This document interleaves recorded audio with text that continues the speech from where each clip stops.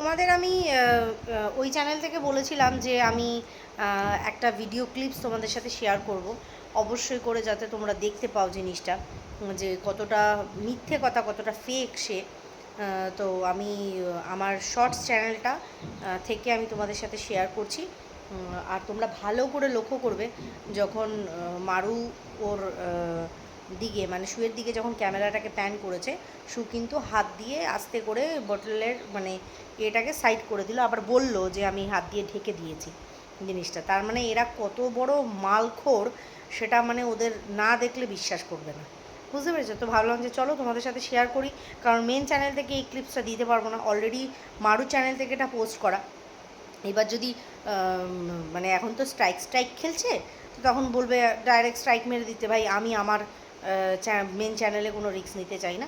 তো এটাতে কিছু হলে হতেও পারে, কোনো অসুবিধা নেই। তো চলো দেখে নাও। আমার ললিপপ না, চিকেন ললিপপ।